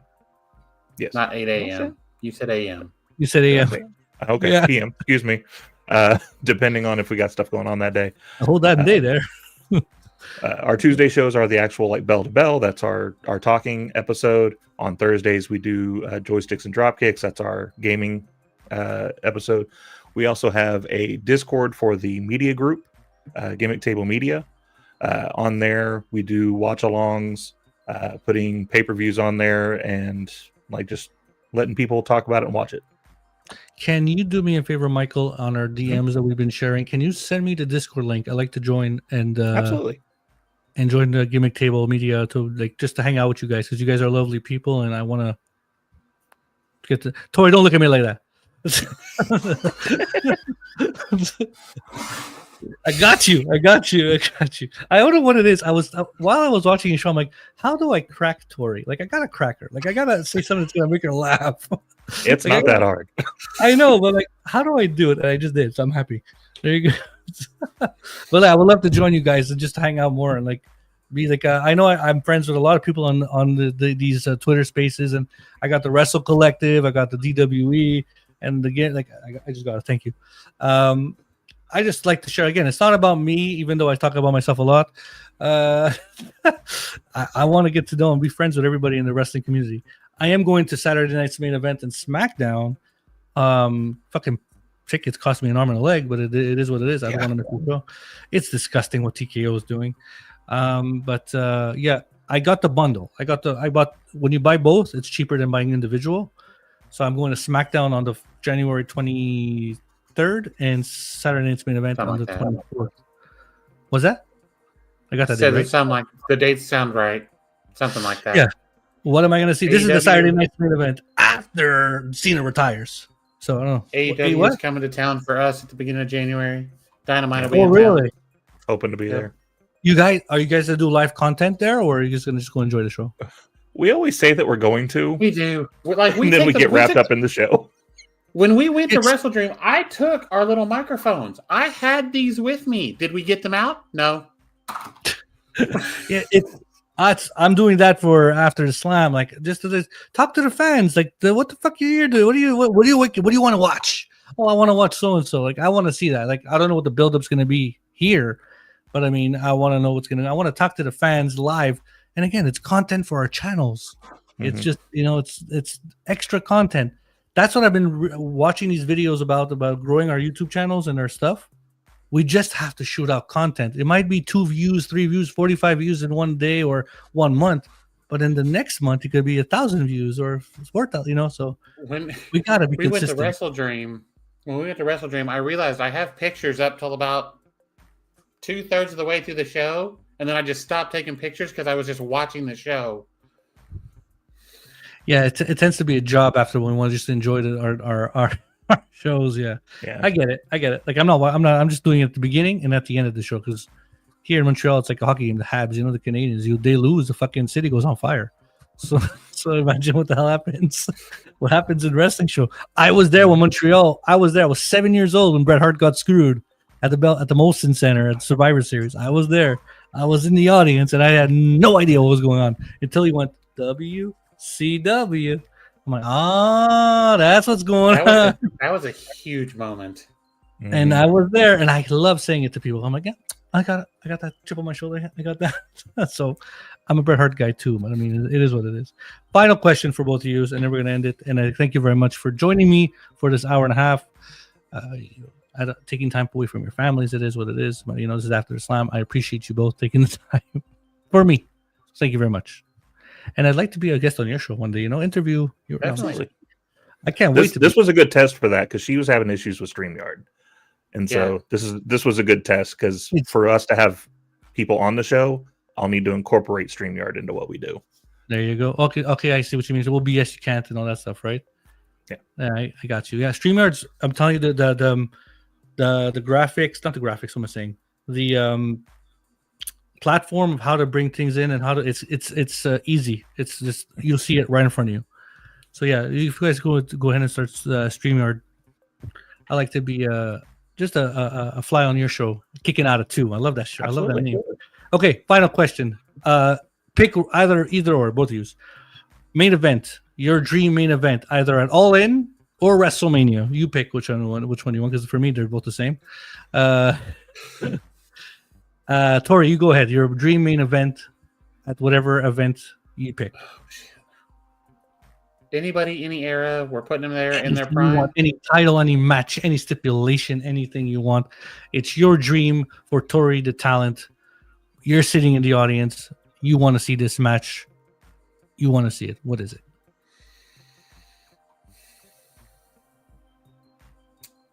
Shawn I Michaels, hear my kids Hangman at singing. All In. Shawn Michaels versus Hangman Page at All In. Mm-hmm. Imagine Shawn Michaels in AEW. Jesus Christ. That's crazy. I'm surprised it took so long for somebody else to start another company once WCW shut down. We had TNA, but it wasn't whatever it was. Like I said, I'm surprised it took. You got me. Shut up, Albert. Yeah. So Swerve was just on CBV, and he made a very good point about that, because that was something that they talked about. In order to start a company like that, you have to have someone who's been successful in the business or knows about the business that is a certified billionaire. Mm-hmm. Yeah. How many of those do we have around? In wrestling, none. Like there's no one in wrestling that made $1 billion. The only one that did now doesn't have $1 billion because he's got a court case. Outside of that, it had to be someone who's a fan, like Ted Turner. Ted Turner was a fan, and that's why he put so much money in it. And so Tony Khan was just he's Ted Turner. But Tony Khan, I feel Tony Khan wasn't going to start AEW if he didn't have the Young Bucks and the Cody to go. Yeah, I was just lightning in a bottle. Oh, right. Right. Hey, you want to, because I don't think the Meltzer challenge that caused them to do the original All In. Mm-hmm. Started the ball rolling. But no, I'm honestly, but you're right though. You needed somebody that was a fan. Yeah. That had the money, and there just wasn't anybody that would do it. Yeah, with all the history with it, also knowing WCW and how crazy WWE is to get you out of business. But I want to ask you, Tori, why Hangman? I get Shawn. Okay, but why Hangman? Of all the talents you have in AEW, why Hangman Page? I'm loving everything with Hangman at the moment. The way that character has changed from when he lost the title to Jericho, the original loss to Jericho for the title, to now, that evolution of a character is amazing. And I think if you're going to put the biggest stage on right now, him and Shawn. Okay. There's a number of, I could have done a 6-person match. I could do any kind of number of people. Both of them are completely interchangeable. Just for me right now, that's the match I want. And that's what matters. What's for you. And I like your pick there. Hangman Page versus the Heartbreak. What's Shawn Michaels? Which version are we talking about here? There's 3 for me. Front end of DX version. Right around the time DX... right around the time him and Hunter started DX. Okay, like Boyhood Dream around there. Yes. Okay, gotcha. Yeah, that was badass, Shawn Michaels. Yeah, I like that. And I was I think 6-7 years old. I watched that hour-long match. Sorry, I said I was young boy. That was crazy. Young boy. The zip line in and rappel, that was just... Yeah. That WrestleMania it's an underrated WrestleMania. Like the match with Nash, Diesel, and Undertaker was fantastic. Like the Goldust and Roddy Piper parking lot brawl was entertaining as hell. Like that WrestleMania was actually good. Like 11 was shit, but 12 was good. It's like Okay, Michael, your turn. Before we end After the Slam episode 17 with you guys, I want to know, what's your main event? I am going to steal one of the entrants. Sean. Shit, so we got our Break Kid fan over here. Now the thing is, though, I think Sean after the back injury when he came back, Brown pants or Okay. jeans? well, the chaps, Okay. those brown pants. I don't know what anybody was thinking. The let him only go out solace there? of those pants is apparently Hunter. they were supposed to have more It was ribbed. logos. It was a rib. No, it wasn't a rib. It was a rib that Hunter made him go out with that shit. Yeah, there was supposed to be It more looked logos, good. and they couldn't find the logos to put on the rest of the pants. But why brown? I don't know. But so that era, Sean, like just right when he got into the chaps, Bob cut. Got it. yeah. And so that Sean versus Bullet Club AJ Oh, wow. at WrestleMania. That is great. Great. I think. That's nice. Oh, you know. That's nice. Yeah, I'm not gonna say anything. That's That's nice. mic drop. Oh, mic over here. Yeah, that was a very good one. Great, 100%. Bullet Club AJ when he came to WWE when he at the Royal Rumble. Big shock. Very happy to see him. I am phenomenal. It was very nice to look. Then later on the years, he started winding down, but he still did the AJ style stuff. Like you got to give it to him. Like now it's his last year. That's going to be another sad moment. Not as sad as John Cena, but I mean, it will be. It's going to be sad to see another. To me, though, it's the same kind of thing because I started watching AJ in TNA. I got you beat. I watched him in WCW. I was going to say, how dare you only in TNA? WCW? Jeez. Yeah, he was in that cruiserweight tag team division. Hey, Yeah. Air Force One, whatever it was called there. Come on now. No.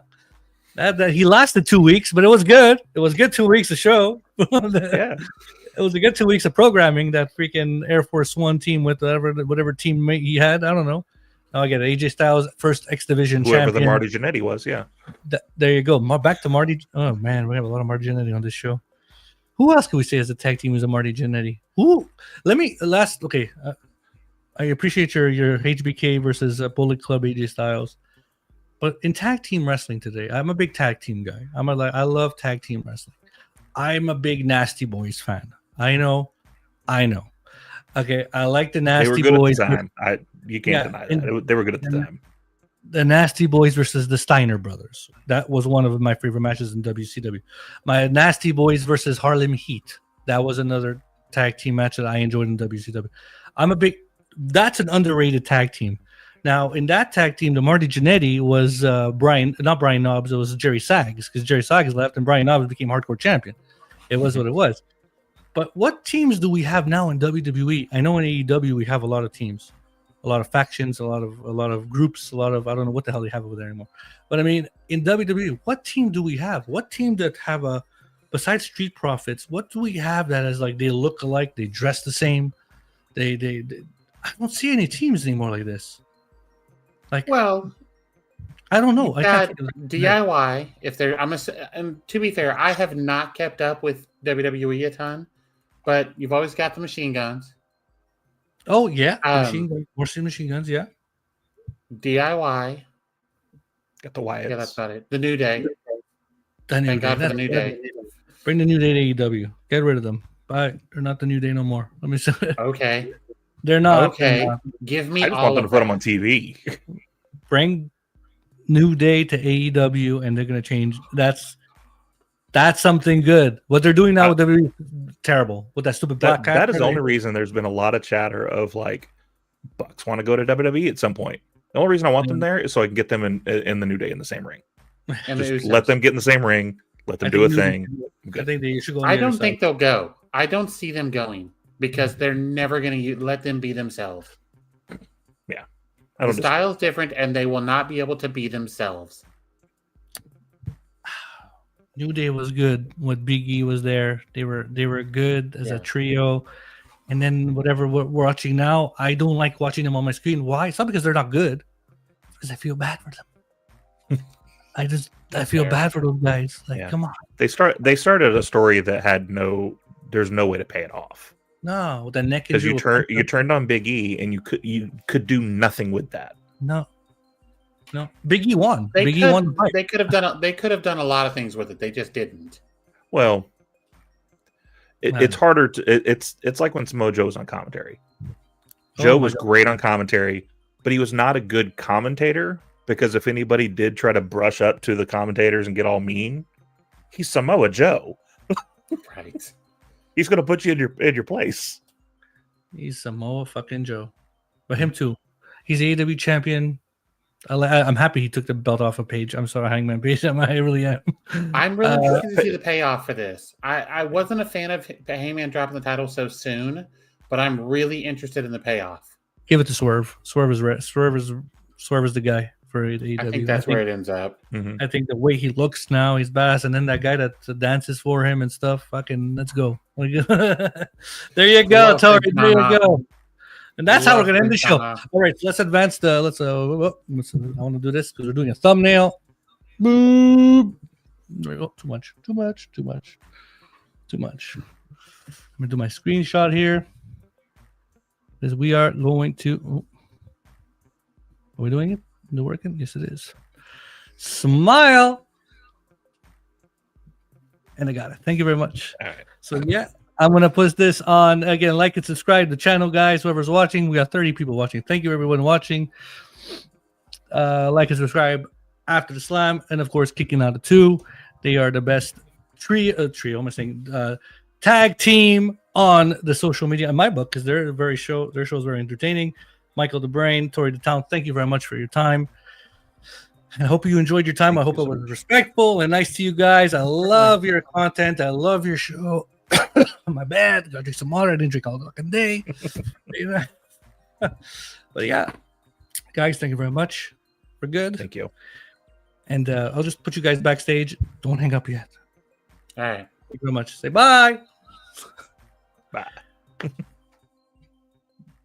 Everyone, thank you very much for watching After the Slam. I am your host, Bodacious Albert, and that was Kicking Out of 2, episode 17 of After the Slam. We'll see you next week with Miami the Great from the DWE on December 9th.